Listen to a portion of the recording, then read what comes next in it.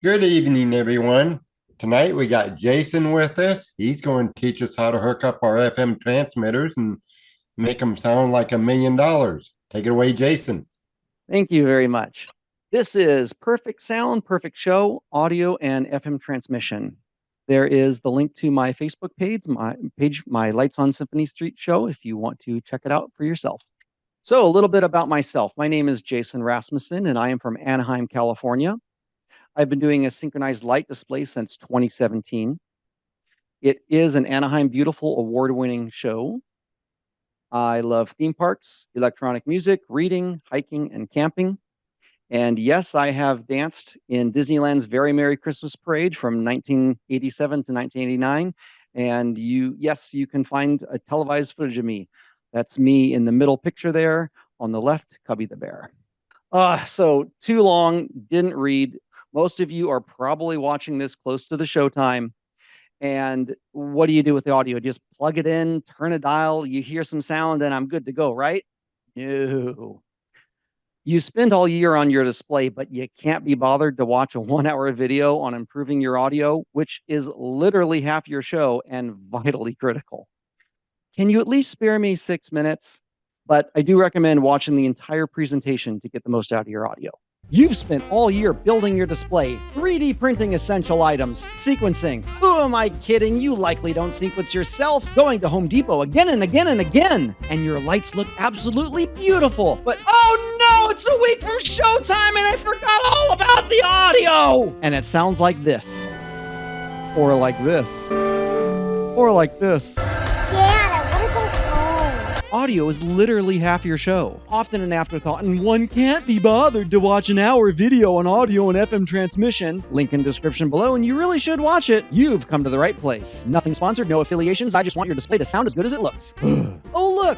The older Pis have audio out. I'll just use this. Guess what? It's trash. But I run xScheduler and my computer has a headphone out. Generic. Trash. My device doesn't have an audio out. What am I to do? Upgrade your sound card with the Creative Sound Blaster. Creative has been making high-quality audio devices with custom chips for decades. They know PC audio, and the difference is night and day. Don't settle for generics. But onboard sounds fine. You didn't get into this hobby to do things fine or half-baked. Audio is something you need to hear the difference yourself. Don't cheap out on 19 bucks. Well, I'll just use this cheapo USB adapter. Generic audio. Trash. But this is a few bucks cheaper. Cheap USB. Trash. Onboard and generics output sound. Yes, but not quality sound. If using one of these Culp boards, they use a TI DAC which also outputs quality sound parity to the Sound Blaster, so you're good to go on the audio out. If using a BeagleBone, Pi 5, Zero, or Hat, USB audio is your only choice. Get the Sound Blaster Play 3. If not in stock, alternatives can be found here. Wouldn't be the first time I've had Amazon go out of stock. Power off, plug in, turn on, select the Sound Blaster. Keep the volume at 70 and leave it. Add a 5-second boot delay if the sound card isn't showing up. Still not showing up where it goes away? You probably have an overpowered FM transmitter or an underpowered Pi. Plug in your audio source to output. Speaking of power, if a Pi or BeagleBone is underpowered, expect weirdness. Use official Pi power supplies whenever possible. Ditch random power supplies and cables for quality ones. Too many USB devices sucking power and causing weirdness? Get a powered hub. FM will be the best way to broadcast quality, no latency audio. And no, FM isn't going away.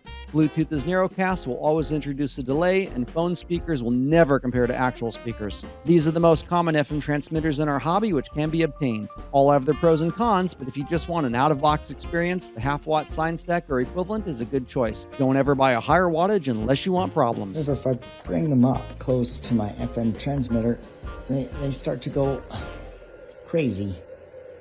If using a SignStack half watt, set to low power. Rolls and FM board transmitters have no power adjustments. Pro tip, buy a second for a backup. RDS for song info? I don't even bother. Use your Remote Falcon to show what is playing, artwork, show information, vote for songs, and more. Some don't come with antennas, and if supplied, they generally are not that great. And cutting a random length of wire is even worse. For a great inexpensive antenna that can be built in an evening, see John Creed's dipole antenna design. Mount your antenna higher and no obstructions to increase range and signal strength. Think line of sight. Use quality shielded cables, but audio cables are no substitution or fix for generic sound cards or bad audio levels. Using an FM transmitter and outdoor speakers, audio splitters are fine. So are Ethernet baluns for long runs. You can run audio cables 50 feet or more without issue. Just don't run alongside Pixel or power cords unless you love unintended techno remixes. If using speakers, I recommend outdoor Polker clips. Julef on a budget. Use an amplifier. Do not power directly. Drock offers affordable, quality amplifier boards powered by 12 volt. Alternatively, find a cheap home theater receiver at thrift shops. You can even make your own push for music with a Drock timer. Buy your MP3s from Amazon. Don't rip your audio from YouTube. If you can't afford $1 for quality MP3 files, you're in the wrong hobby. MP3 gain and normalization will help optimize audio files. MP3 gain will not fix your show's audio in just one click, nor will it make all songs have the same volume. I'm not saying don't use it. Use it, but understand what it does and what it does not do, as it's just one part of having good audio. This is very important. Don't skip this part. Optimizing your gain levels is crucial so you have the strongest audio signal without distortion. Also, don't guess. Regardless of what some rando person online says, don't put FPP at 50 and the volume dial at halfway and call it a day, as your levels will be less than optimal or introduce distortion. Instead, use science. If using FPP, leave it 70. If using a computer, set volume at 100. Leave these settings here. You're not going to be changing them. We are going to use a 0 dB 100 Hz test tone. This audio file is at the maximum volume level without distortion. Any distortion downline is easy to hear with bass. Generate one in Audacity or download here. Play the 100 Hz test tone from FPP or your computer on a loop. Get your in-listening device, such as car radio if broadcasting, or external speakers, and put around 25% volume. This doesn't have to be exact. With the 100 Hz test tone playing, slowly turn up the gain on your FM transmitter till you hear distortion on the in-listening device. Once you hear distortion, back the gain down until you hear no more distortion. Now leave this set here. Done! You've optimized your audio gain and can now turn up your in-listening device. If you're using the FM board, you can skip optimization as inputs are set digitally, so leave it 26. I can't cover much troubleshooting in this short video, you lazy bum. Watch my longer video, but the most common issues I see are in this order: underpowered Pi or BeagleBone, overpowered or underpowered FM transmitter. Using an FM transmitter greater than half a watt and have issues, you were warned. Here's a bucket for you to cry into. No crying in the online forums. Gain levels not set properly or set randomly by some rando online recommendation. Using generic or onboard audio and not a creative sound blaster. Poor antenna or antenna location. Too many USB devices or underpowered USB hub dropping the sound card, or 1 gig USB hub causing audio interference. In conclusion, creative sound blaster. Quality audio files, normalize if needed. Quality FM transmitter, an antenna mounted high and unobstructed. Quality cables. Don't underpower your FPP or use an overpowered FM transmitter. Optimizing gain levels. And check here for the updated hardware list. And you're all set. Your show sounds as good as it looks. Crack a cold one, enjoy the show, and have a Merry Christmas. That is the too long didn't read, and I just need to figure out what's going on with my audio. But I do recommend, please do watch the entire presentation to get the most out of your audio and your show. So George Lucas has said the sound and music are 50% of the entertainment in a movie. I mean, just imagine watching one of his movies without sound. Your display looks good, but does it sound good? Sound is very important in our displays and is often overlooked. Do you have poor audio, distortion, static, flat, undynamic sound, or audio issues? Quality audio is a lot more than just an FM transmitter. And the differences in visuals are easy to see, but with audio, you need to hear the difference yourself. And you don't have to spend a ton of money to get good audio. And then audio questions always come up before the lights come on. All right, intro. Audio differences must be heard yourself on proper equipment. So due to varied listening devices, Zoom, and YouTube compression, I will mainly be using visual comparisons. For any links or products that I recommend in this presentation, I have a URL there. There's the URL and there's the QR code. And I'm going to have an up-to-date list of everything shared, all links, videos, everything in here. So that's the one stop you need to go to for anything in this presentation. And this presentation is simplified and it cuts to the chase. My 2021 Virtual Christmas Summit has more audio details. If you want to go into a little bit more details on that, there's a link for that. And I have no royalties or affiliations from any recommended product here. I don't earn a dime on anything. I just want your audio to sound amazing. Sound Essentials 101. Decibels. Let's go over some terminology. This is a measure of sound level. And why it's important, this keeps audio at the right loudness without distortion. 0 dB. This is the loudest point without distorting, with negative values being quieter. Exceeding 0 dB will cause clipping. Now, what's clipping? Clipping and gain. Clipping is when audio exceeds 0 dB, causing distortion. You can see in the picture right there, it's actually cutting off the audio file. You want to keep your audio levels below 0 dB to maintain sound quality. Gain. This controls the input level of the audio. With too much gain, you're going to have clipping. But with too little gain, the audio levels are not going to be optimized. Clipping can also occur with incorrect audio, gain, and FM settings, or just arbitrarily setting, gain dials or volume levels. Signal to noise ratio, also known as SNR. This is the ratio between the signal, which is good, and the noise, which is bad. And noise can come from many places. It can come from poor quality sound card or audio file, poor equipment or cables, electrical interference.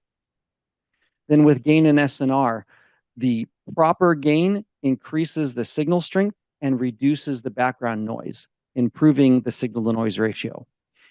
It's also easier to void noise than it is to remove it later. Like the saying goes, garbage in, garbage out.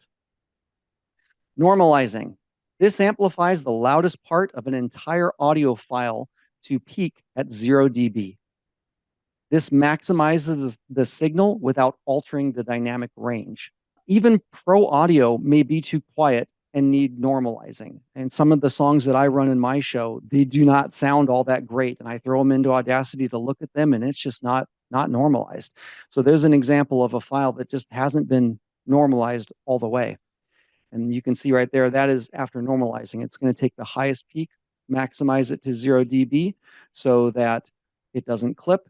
You want to normalize audio with Audacity or use MP3 gain, which is built into FPP.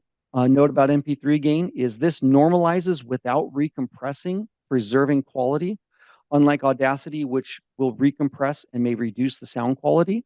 Also with MP3 gain, it can also reduce the gain on otherwise perfectly fine audio files to try and achieve a similar volume. One myth going around there about MP3 gain is MP3 gain will make all your songs have the same volume. It will not. It will amplify quieter songs, but it will not fix your show's audio in one click, and it is no substitution for optimizing your audio. Equalization. This is used primarily to compensate for inadequacies in the final output or emphasize certain frequencies. I recommend using sparingly or not at all. If you're broadcasting FM to cars, I recommend leaving it off or flat.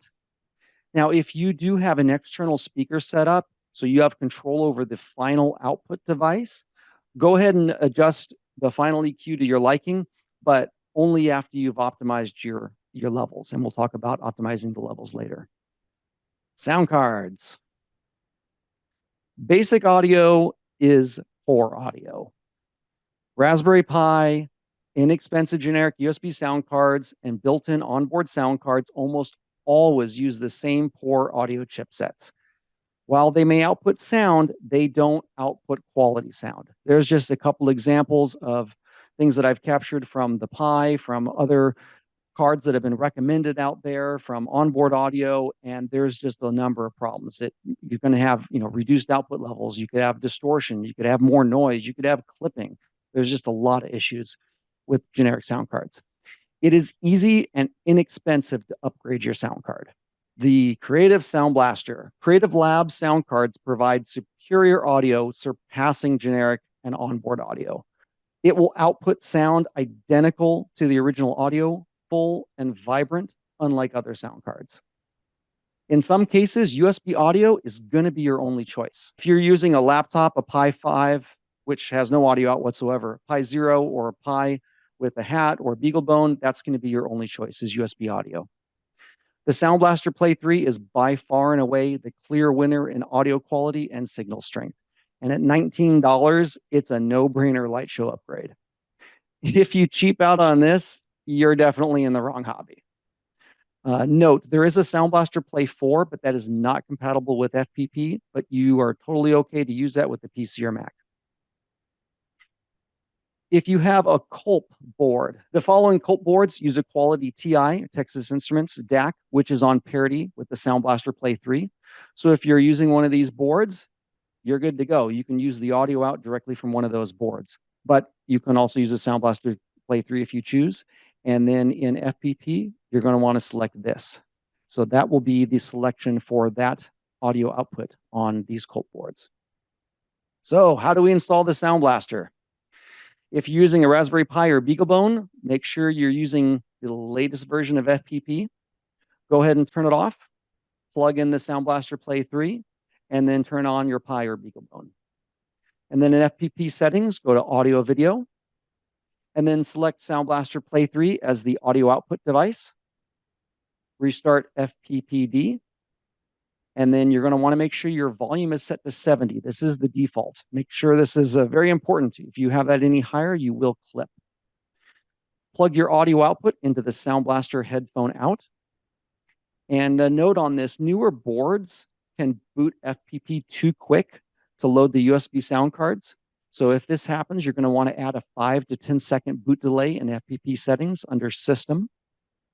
If you're using a PC or Mac, go ahead and plug it in, install the software from Creative's website, and then it has some extra software in there.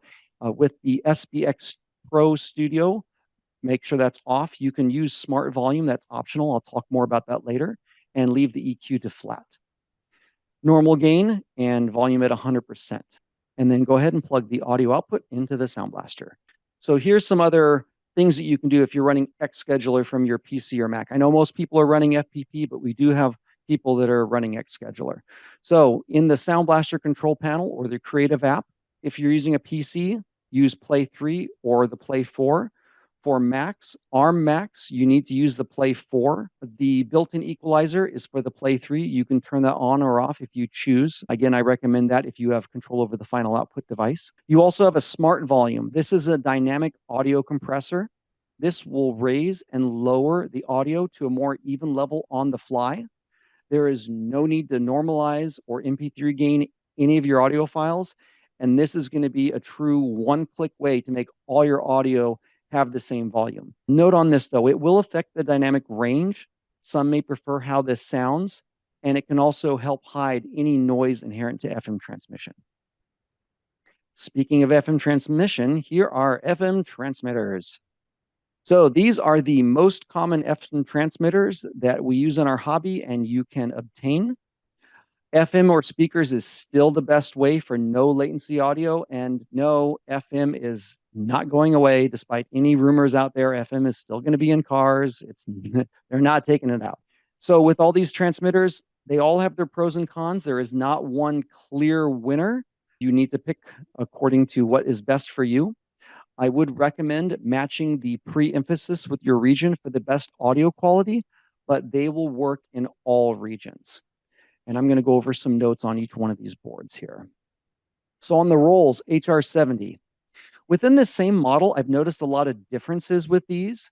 On the antenna connector, some may have a BNC connection, which is larger, or an SMA connection, which is smaller.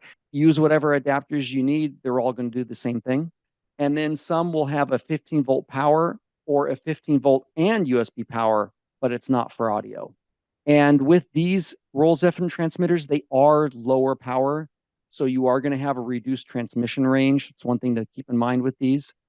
They are going to offer the best audio quality for North America, but you will need to supply a good antenna to overcome the range issues. You will also need a 3.5 millimeter stereo to RCA cable and plug it into line in on the back. For the SignStack half watt, these can go out of stock and they often get pricier near Christmas. Hashtag Rasmussen effect. I've definitely caused things to go out of stock on Amazon, or there could be supply chain issues. There are clones such as the CZE05B, the Reticus, I think that's how you say it, TR508. Those should be fine. Other people have mentioned they've had good luck with those clones. Do not buy the higher wattage models. You're going to be tempted. You're going to find them, but don't buy them. You're just going to run into issues. I also recommend for the power adjustment, you change it into low power. This is how you do this. So press and hold the power button as you plug in the AC power. The LCD will show L for low power, H for high. I recommend setting it to low. And then toggle between low and high with up and down arrows and press power to set. And I have a little short video on how to do this. So with it unplugged, hold this down, plug it in. There you go, low, switch to high, back to low, power to set, and you're good to go. That's how you do the power adjustment. On the FM board, these are great to have as a spare FM transmitter or as a compact portable display. And the inputs are set digitally. I recommend you leave this at 26. You will need to solder an antenna and power as noted below. And while it is a good FM transmitter, the USB sound card is poor. So only use it as a line in. Do not use it as a USB audio device. Remote Falcon. I know some of you have heard of this. This thing is better than RDS.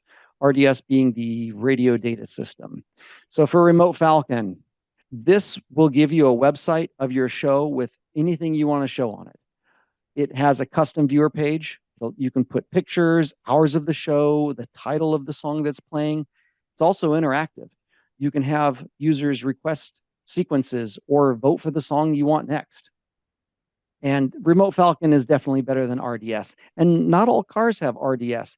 And there's not many good FM transmitters with RDS. And the data to display is quite limited.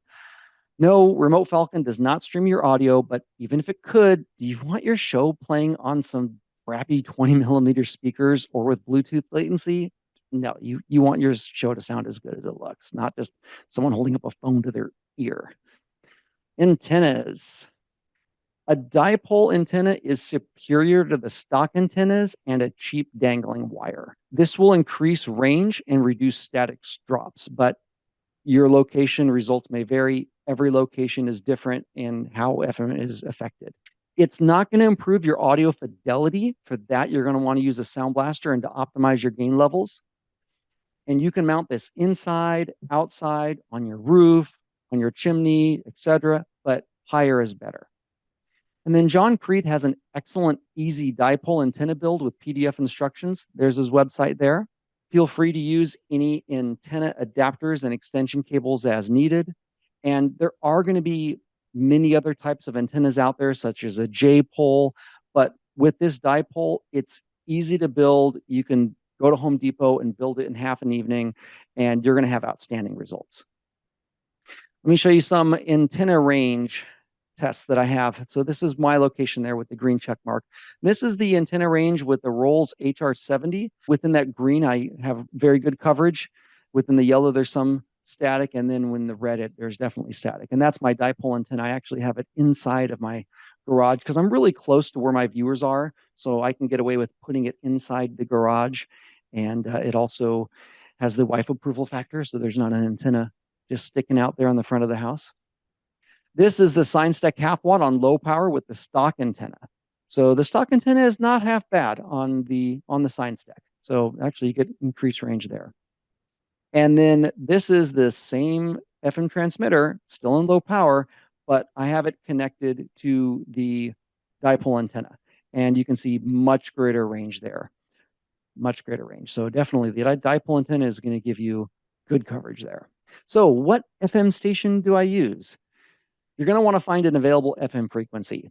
For that, you can check out the radio locator website. It's going to show you vacant channels or probably the best channel you can use based on your location. I live in Southern California, so the radio airwaves are just chock full of stations, like everything is being used.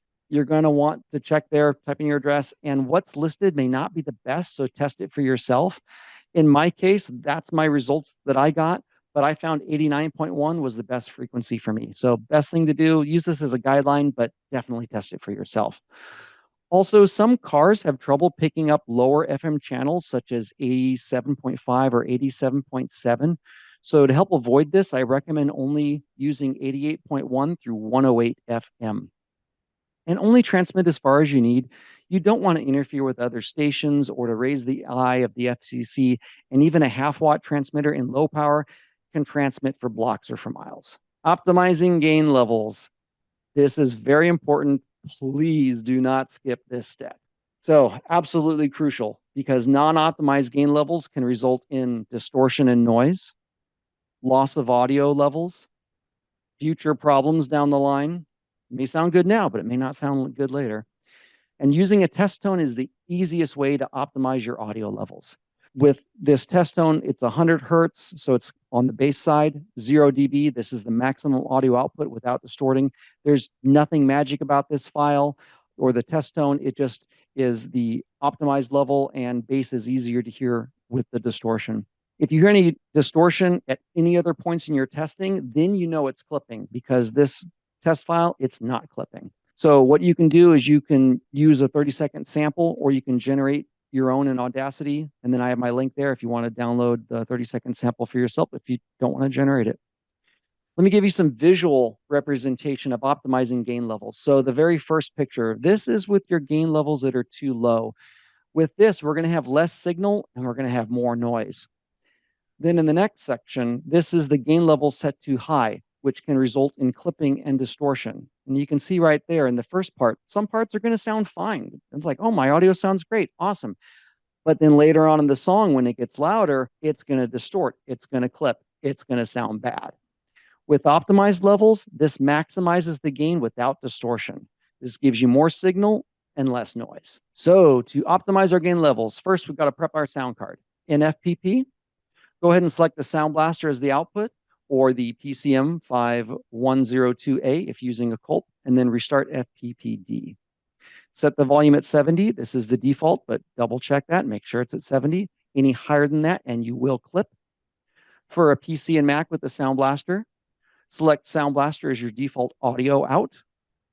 SBX Pro Studio is set to off. Smart Volume set to off, and EQ is flat. You can turn on Smart Volume if you want after optimizing your levels, but for optimizing our levels, you want to make sure that's off. Normal gain and volume at 100%. And if you want to be safe, you can set it to 95.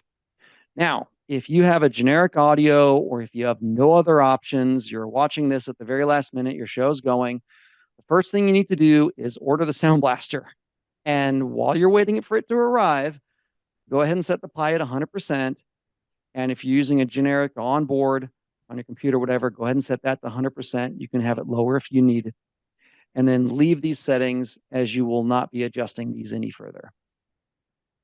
Next, we want to do is we want to prep our FM transmitter. So on the FM transmitter, turn all levels to 0 and the input gain to 0. So turn it all off, all the way to the lowest.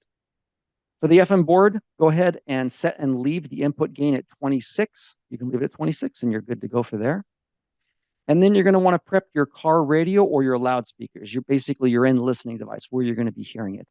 Turn the final volume to low. You can have it around 25, 50%. It doesn't have to be exact. You just don't want that part to distort. So have it kind of on the lower end. And then turn off any EQ, bass, treble enhancements, anything like that if possible.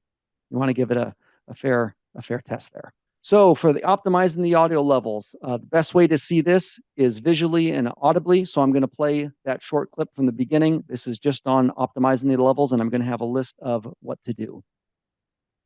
This is very important. Don't skip this part. Optimizing your gain levels is crucial so you have the strongest audio signal without distortion. Also, don't guess. Regardless of what some rando person online says, don't put FPP at 50 and the volume dial at halfway and call it a day, as your levels will be less than optimal or introduce distortion. Instead, use science. If using FPP, leave it 70. If using a computer, set volume at 100. Leave these settings here. You're not going to be changing them. We are going to use a 0 dB 100 Hz test tone. This audio file is at the maximum volume level without distortion. Any distortion downline is easy to hear with bass. Generate one in Audacity or download here. Play the 100 Hz test tone from FPP or your computer on a loop. Get your in-listening device, such as car radio if broadcasting, or external speakers, and put around 25% volume. This doesn't have to be exact. With the 100 Hz test tone, tone playing, slowly turn up the gain on your FM transmitter till you hear distortion on the in-listening device.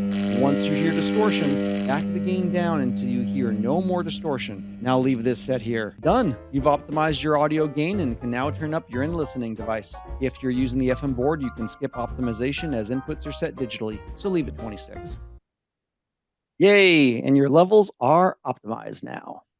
Miscellaneous audio tips. Bluetooth. This always comes up. Just don't use Bluetooth. It's going to have too much latency that you will never overcome. And all Bluetooth audio is recompressed and it's going to add latency. Some Bluetooth speakers have an aux input or an FM tuner. Use that instead. Don't use the Bluetooth. And I can't say this enough. Never sequence with Bluetooth headphones. Your sequences will be out of sync. I've had so many people, they say, oh, my sequences are out of sync. It varies. It's all in different places. And then they ask, well, did you sequence with Bluetooth headphones? Yeah, they did. Well, now they got to go back and fix everything. So when you're sequencing, use hardwire because wires and FM have no latency. You're going to want to make sure you buy your MP3s from Amazon. Do not be a cheapskate and rip poor quality audio from YouTube. Yes, you can afford $1 for a quality MP3. For outdoor speakers, I recommend Polk or Klipsch. And if you're on a budget, you can use Dual Electronics outdoor speakers. They're not half bad. Use an amplifier. Do not power these speakers directly. You can also get a home theater receivers all day long at thrift shops, super cheap. Just buy any of the home theater receivers. They're all, any major name brand is going to sound really good and it'll drive whatever speakers you connect to it. Drock also sells many inexpensive, small quality amplifier boards that can be powered by 12-volt power supply and timers to create push for music. Car audio delays. Some car audio systems have audio processing delays where it's just going to be slightly out of sync. Unfortunately, there's nothing you can do on your end to compensate for this, nor should you try. You can try having them turn off audio enhancements. That should help. I've been doing my display since 2017. I talk to people who come to my show all the time, and I've only ever seen this happen once. So not saying it doesn't happen, but it is pretty rare. I also have push for music on the outside. So if someone really wanted to listen to my music or I have a lot of walk-ups, they can do that too. Audio cables. So stock audio cables can often be poor, and an audio cable will never fix incorrect gain, a poor sound card, or poor audio files. You want to make sure you use quality shielded cables. Some good affordable brands are Monoprice, Cable Matters, and Amazon Basics. You're going to want to look for ones that are shielded to prevent EMI or RFI interference with gold connectors. Those are going to be your best bets. You can also use audio splitters. They're fine. So if you want to split one to your FM transmitter and one to your outdoor speakers, go for it. You can also use Ethernet baluns. That's that in the second picture to the right over there, where you can plug an Ethernet cable. And a lot of people have Ethernet cables, so you can run super long runs.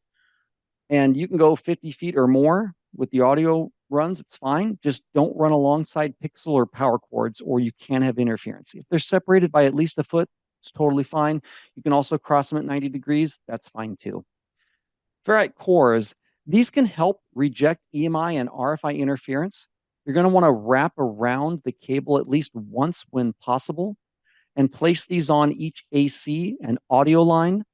And while they may not perform miracles, they do help.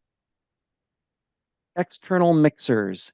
In general, these are unnecessary unless you have a specific need. Go ahead and see what I said about the equalization. I've seen a lot of people use these in the past to try to equalize out like poor audio. It's not that good. So yeah, using an external mixer in an attempt to correct poor audio source is a bad idea. Again, garbage in, garbage out. Always start with a quality sound output first, upgrade your sound card, optimize your gain.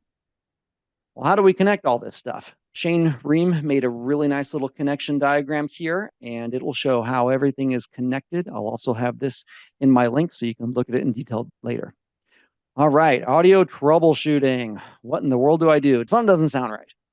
So while I can't anticipate every possible audio problem, here are the most common ones that I've seen. Now for the testing method, always start your testing at the source and then move down the line. Is the issue present in the audio file? I've seen a lot of times where the audio file itself has the issues. Go ahead and throw it into Audacity. Look at the file and listen to it. Is the issue present at the sound output? Plug the headphones into your sound output. See if the issue is there. Is the issue present at the FM transmitter? Test with different FM receivers, though a car radio in your viewing area may be the best. Like a lot of people, they'll just use one FM transmitter or one FM receiver to test. And a lot of FM receivers are just really bad. Go ahead and test a different one. See if you get the same results or not. Clipping and distortion. A quality FM transmitter cannot compensate for a bad sound card or bad levels. You're going to want to check your output levels because clipping can occur at the audio file, at the sound card, at the FM transmitter, or in the final output, such as car, stereo, or speakers. So again, starting with the source, including the audio file, move down the line in your testing. And when in doubt, turn the output down a little. You can go ahead and reduce in increments of 5. Double check, are you plugged into aux or line in and not the mic? Then start over again, just re-optimize your gain levels. Static. Again, starting with the source, including the audio file, see if the static exists. Do you have a poor antenna? Perhaps try a different antenna. Mount the antenna higher or in a different location. Line of sight is going to be your best. If you can see the antenna from the viewing area, then that's going to be your best deal. Check the connections, check for cable damage, check the antenna ground if something's miswired there or not wired. Try a higher output level in the FM transmitter. Perhaps you have electrical interference. Try turning off other nearby electrical devices or remove nearby cables. I've seen people where they have like a refrigerator or some other device in their garage and it's causing interference. They unplug it and then the issue goes away.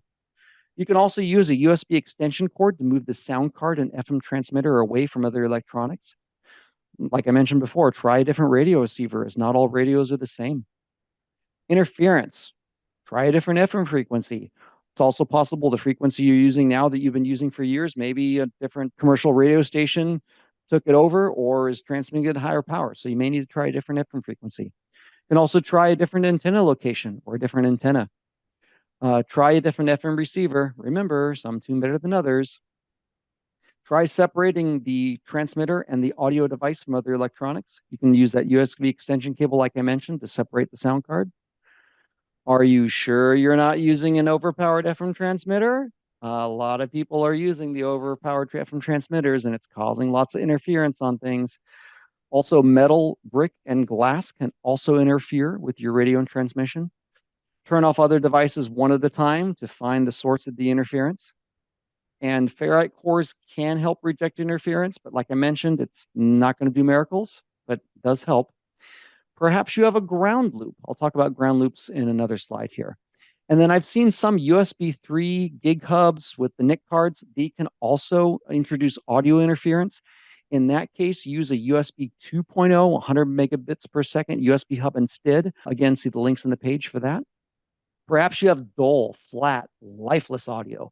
If you're using lower bitrate audio files, YouTube rips, or files that have been recompressed multiple times, this will severely degrade the audio.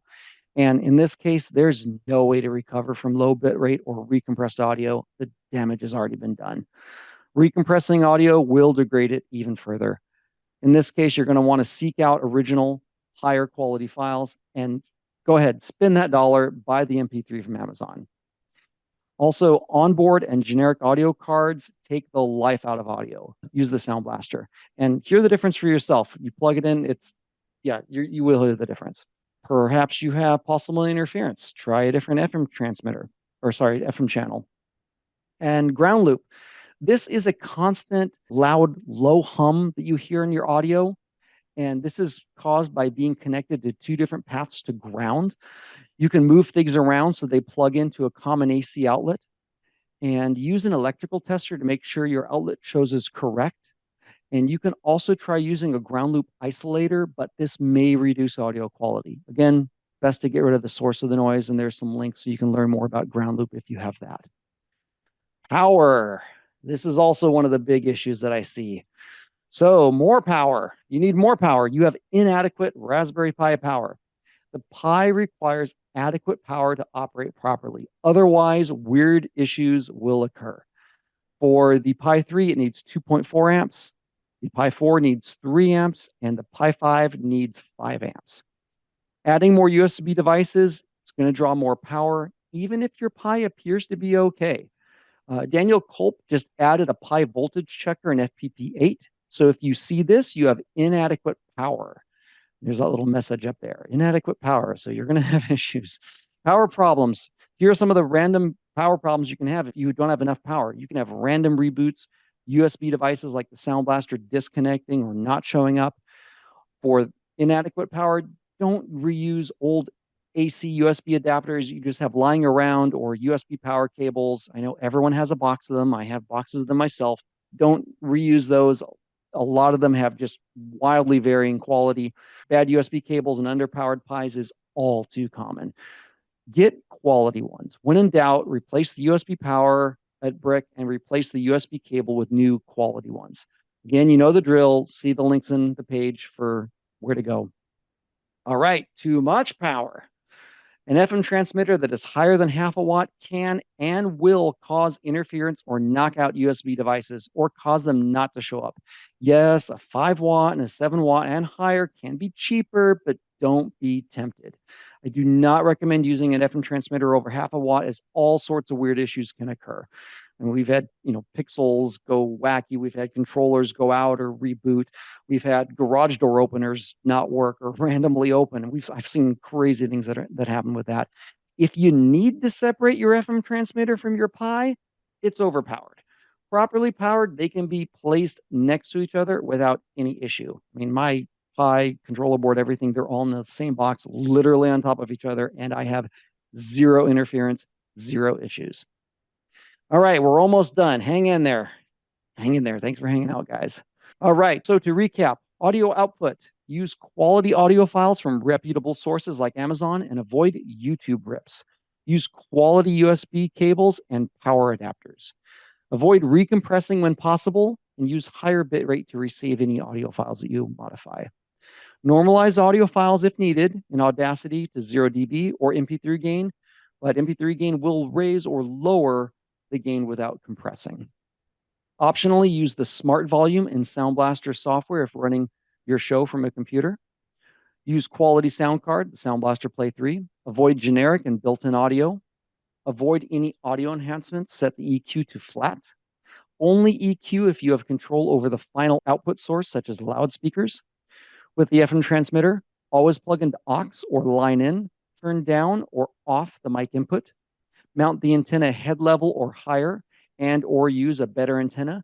You want to think line of sight, unobstructed view of the antenna from the viewing area. It's going to be the best. Use ferrite cords on AC and quality shielded audio cables. Choose a free FM frequency. Use 88.1 to 108 FM. Only transmit as far as you need. Do not use FM transmitters that are higher than half a watt. Test for sound issues starting at the source and then move down the line. Make sure you optimize your gain. Use a test tone, 100 hertz test tone at 0 dB. In FPP, set the volume to 70. For a computer, set it to 100%. Turn the final listening device, such as your car or loudspeakers, to low. And then while you're playing that audio file, turn the gain up on the FM transmitter until it distorts, and then back down until you hear no more distortion. Once you're set, go ahead and leave it there. Again, here's the links to everything that has been recommended, and I'm going to keep this up to date. So it has links to the hardware, the software, the videos, the audio file, everything.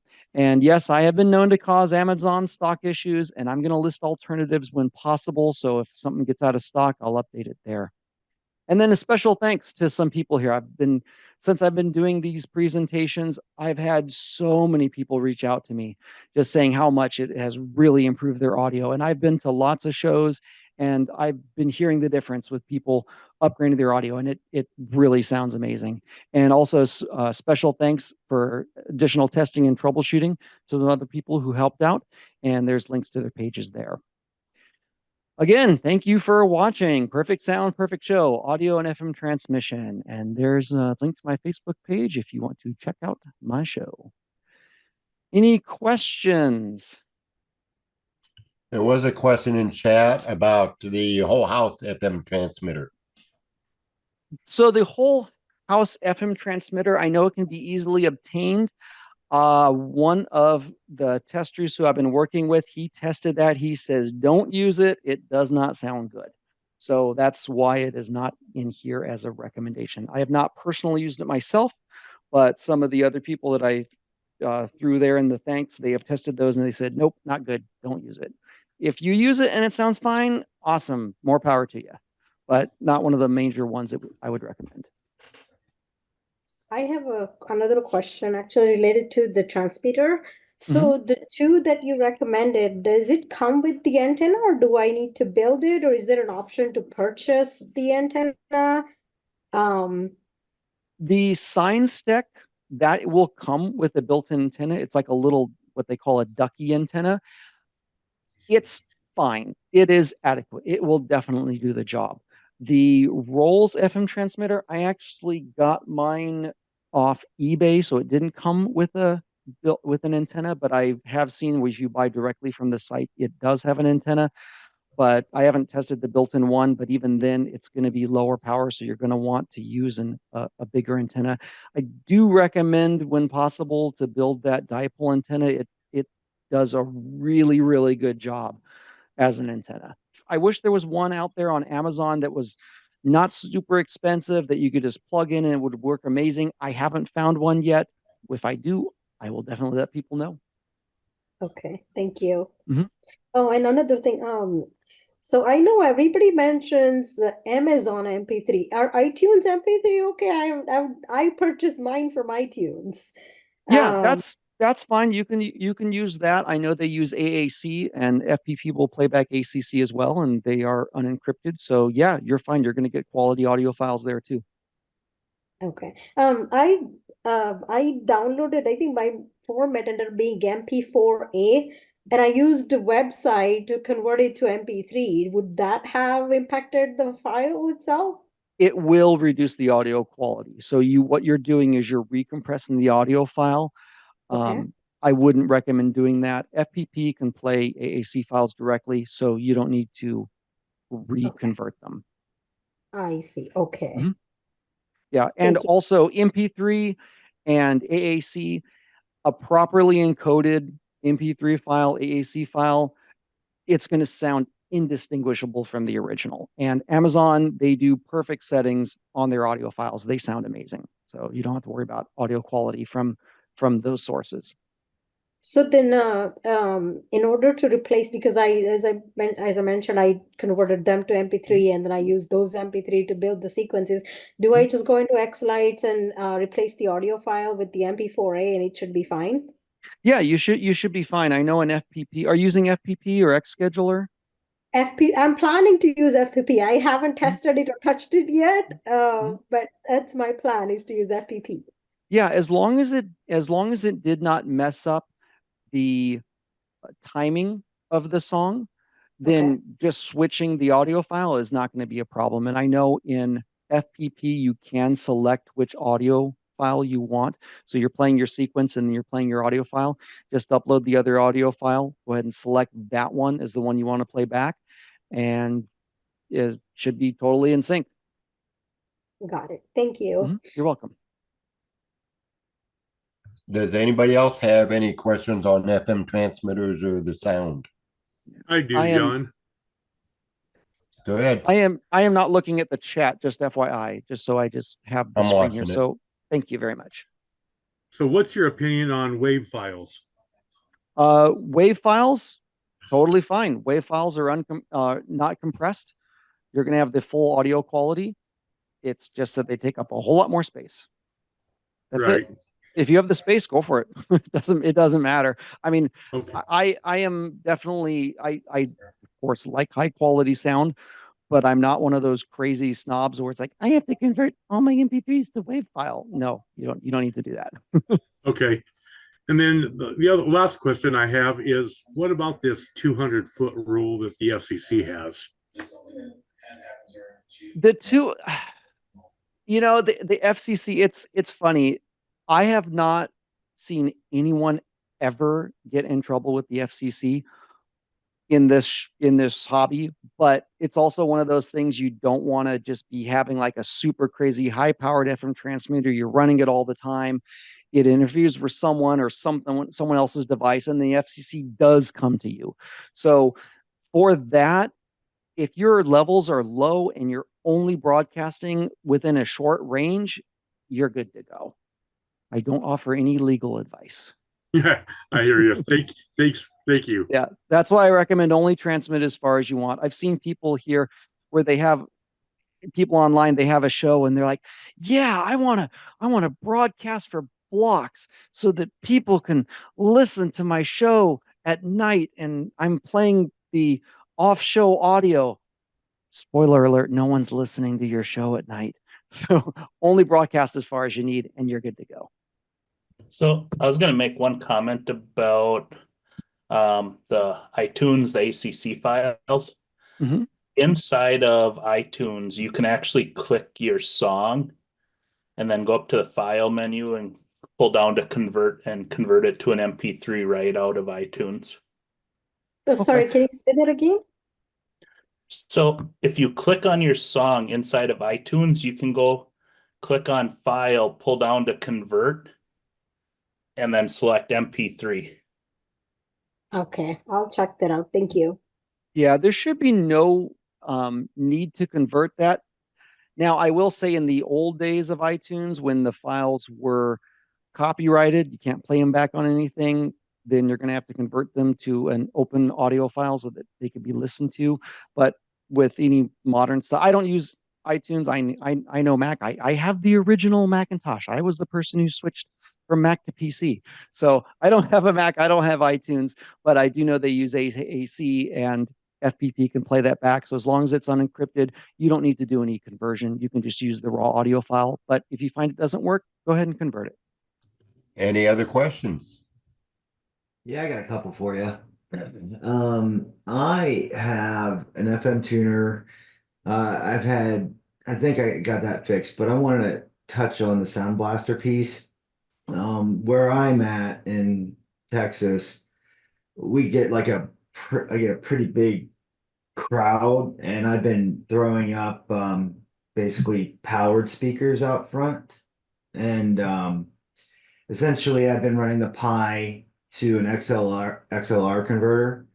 And do you think, in your opinion, I haven't tried it, maybe that Sound Blaster would have better audio, if you will? I mean, it sounds okay, but I can tell that I have some, I guess, I did have clipping before, but I think I corrected it last year, but I know it's not 100%. And are you familiar with that, I guess? Well, what's your audio output? What's your audio output device? Is it the Pi? Yeah, the Pi is the audio output, and it runs through because the speakers outside are XLR inputs. Yeah. So I have to go to that converter to get to XLR. Yeah, so for the XLR, that's just an analog source conversion. That's not going to be your issue. Your issue is going to be the Pi audio. The Pi audio output device, those do sound really bad. So $19, man, not that expensive. It's going to sound so much better. And then you can still use your XLR and everything else like that. But also make sure you optimize your audio levels, because you said you were having some clipping. So make sure you optimize your audio levels as well, your gain levels. Yeah, I had those in the initial ones. And the other one, I'm not sure if this really applies here or not, is I run like a 2.5 hour set, 2.5, 3 hours. And essentially I've got some sequences from, a few different vendors. And one issue that I have really last year, it really bugged me, is the audio for some of the sequences would get really low. And then I'd have to adjust it manually. And then like the next one would go way high. And I tried do you know a better way to equalize the audio, if you will? Because I mean, like for example, I have Ghostbusters from MLS, and then if I run something from like Visionary, it would be really low on Ghostbusters, and then Visionary come on, it would just like rock the neighborhood. So I'm Yeah. like, it's just the audio levels, and I tried to do it online to equalize the tracks, and I just can't seem to get it right. Is that something that you faced before? I've seen this with some files. Like, for example, I have one song in my show purchased from Amazon, professionally done. In fact, it's a John Williams track. It's Mhm. called "The House" from Home Alone, Yeah. and it it has. I threw it into Audacity, and it is not normalized at all. It doesn't have it to its maximum levels. Also, in that song, there's very quiet parts, but there's also big, louder parts. Personally, I like the dynamic range. I like the quiet parts. I like the louder parts. I like that contrast. So for that file, I only normalized it so I can maximize my audio levels. But there are going to be some people where they want their song they want that lower part to be louder. They want the louder part to be a little bit softer to make it more uniform. In those cases, you're going to want to look into something called audio compression. It's a compressor, not to be confused with MP3 compression, anything like that. But in Audacity, the first thing I would recommend is whatever songs that are pretty low, go ahead and throw that into Audacity, take a look at it. Does it look like it's normalized? First thing, normalize it, try that, see if that makes a big difference. But if you want to make the lower parts of the song sound louder and the louder parts a little bit lower so it's more uniform, you want to look into an audio compressor, like I was mentioning with Audacity. There's going to be a whole lot of settings you can play with, but they do have a lot of built-in presets that you can try. So go ahead and try the different presets, and you can also look visually to see how it looks. This is kind of one of the parts I took out of the presentation because it doesn't come up all the time. Also, Yeah. with the compressor, it gets a little bit more complicated, and it's more of an art form than I just click it and just make it work kind of thing. Normalization, that's relatively pretty straightforward and easy, but doing a compressor, it gets a little more complicated, a little bit more nuanced. I would just focus on the problem audio tracks that you have, see if it sounds good, try those presets. You can play around with the dials, but you're going to be spending all day if you do that. So if you know what you're doing, go for it. If not, use the presets and then go ahead and export it, save it, and then try from there. Yeah, I'm not I, trying to reinvent the wheel or like yeah, change the exactly. dynamics of the song itself. Hmm.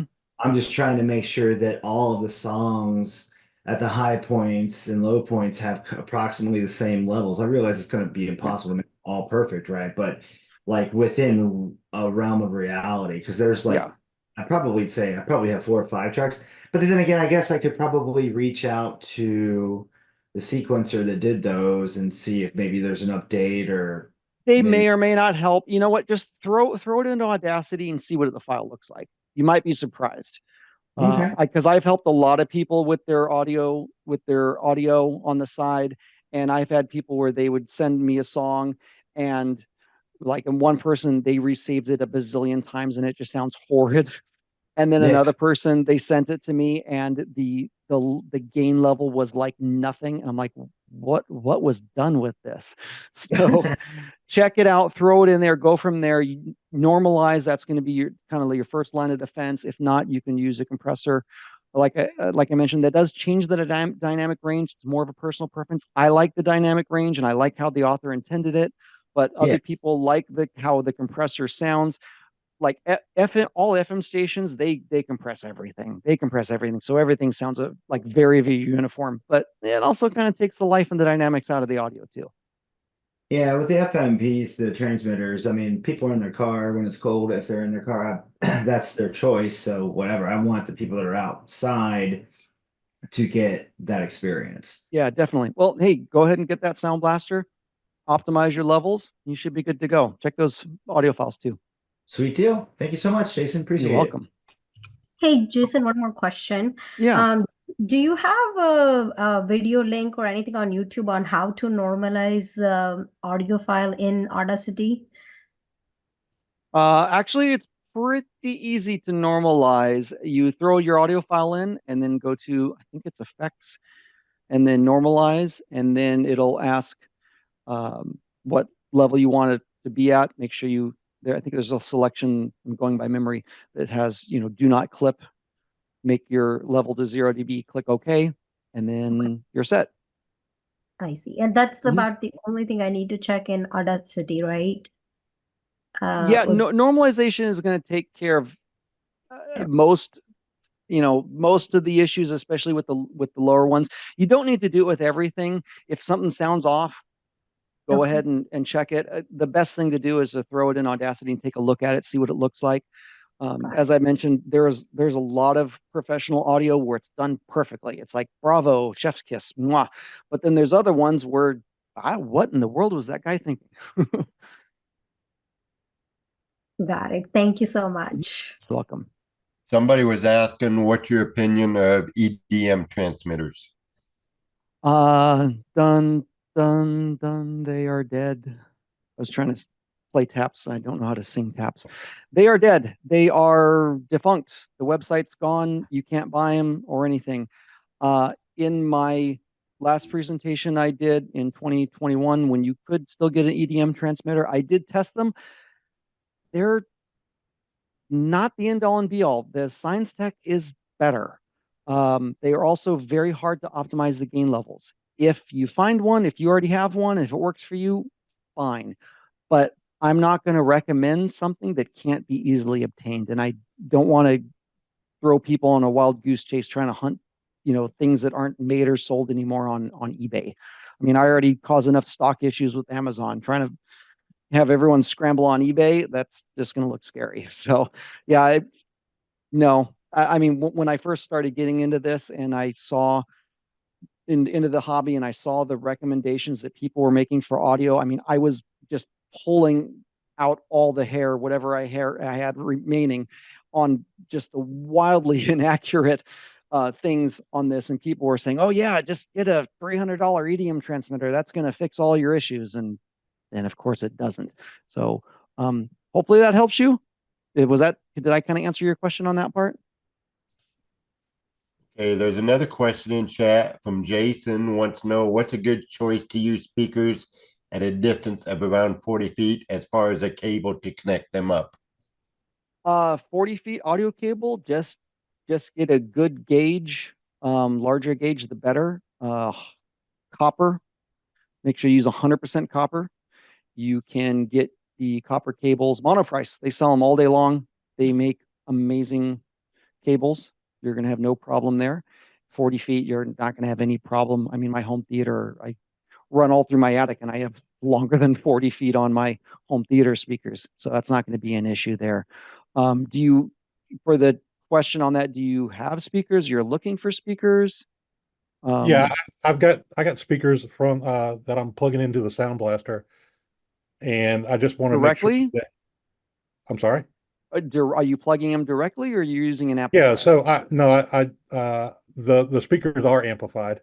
Oh, they're okay. So they're self-amplified. Yes. Gotcha. Yeah, and you're just looking for like running an auxiliary line. Yeah, I just want to make sure that if I run that cable 40 feet, that it's going to be good. I'm not going to have any hum or buzzing or anything. Yeah, you should be fine as long as you're using a quality audio cable. I mean, for my display, I have my audio running a long distance. I have it running outside my house and then into an Ethernet balun that goes across the inside of my eaves and then down, and then I have it convert to another another cable that goes out to the front lawn, and no hum, no interference, nothing. Sounds perfect. But make sure you use quality audio cables, and all the cables I'm using are for monoprice. Okay, thank you. Mm-hmm. Any other questions for Jason or for Jason here? I think you caused Amazon panic because I can't find Science Tech on there anywhere. Yeah, probably. I do have, check the page. I do have some links for those clones, and like I mentioned, I will keep that up to date in case anything changes. But yes, Rasmussen effect. Thanks, man. Appreciate your time for sure. You're welcome. I want Thanks to say everyone thank you for this class, and we'll go on from here. All right, thanks everyone.